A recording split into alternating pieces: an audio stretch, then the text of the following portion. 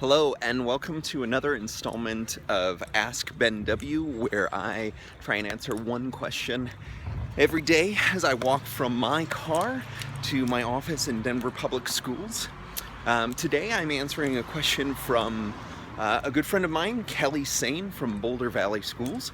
And the question that she asked to myself and a couple of other folks on Twitter was, what do you recommend for curation of resources and links and documents and all those kinds of good things? What do you recommend for curation? And I think it's a really important question, and especially she was looking for, how do you get someone who has never curated before, who has never, put together a collection of links or of resources to start to see the power of that. So I have a couple of different parts to the answer. One is collaborative or social bookmarking was one of the first activities that I did in sort of my path towards more connected learning. And I think that it was a really good one. So I used this site originally called Furl, F-U-R-L, that no longer exists, but it was my first foray into social bookmarking, and I loved it, and I had all of my bookmarks organized, and they were in folders, and they were tagged, and everything like that. And then I moved on to Delicious, and it was great, because I put everything into the right place. I was able to sort of tag everything that I wanted, and that's awesome. The thing that has happened since, though, is that I no longer use pretty much any bookmarking site other than my own personal blog. I no longer use a particular collaborative bookmarking site because it no longer feels like a social experience. It feels much more like I am putting together a collection of things into a bucket. And a lot of people use Evernote, or a lot of people use things like that, and it's for themselves rather than for others.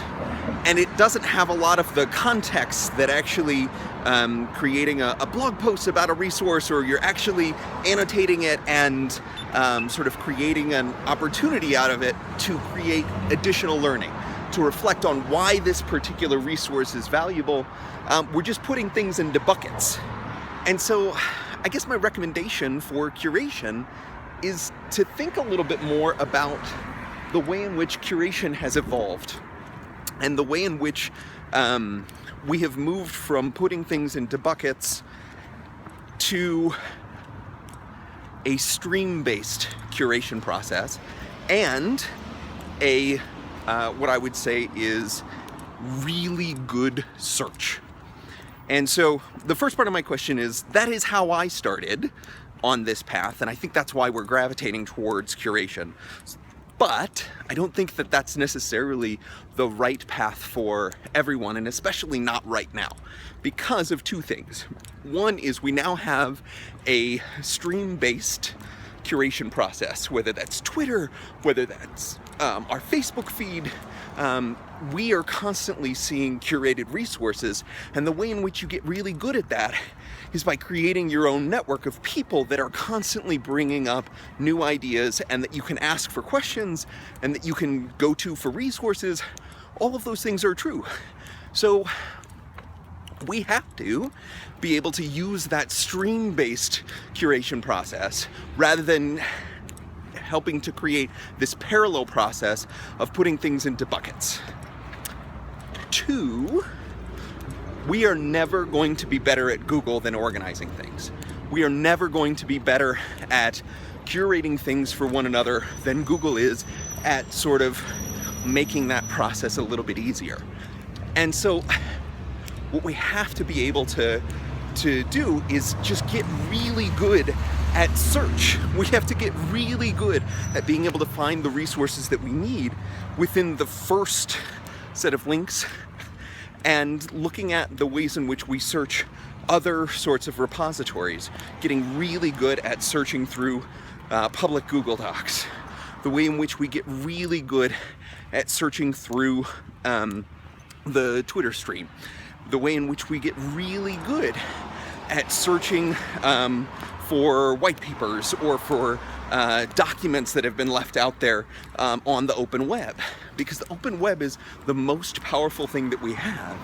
And if we can get really good at curating people rather than resources, where we get really good at sort of creating that network to allow for a stream-based curation process where I need a resource, I'm going to ask this question to these people, they're going to give me the answer. And if we get really good at that, and then we also get really good at search for ourselves, where we're really good at Googling things, we are really good at finding the right tool for the job, then I'm not sure we need these large collections of resources that have been, carefully curated and, put together in this collection, because to a certain extent, I just need one thing that does the right job. I need one resource.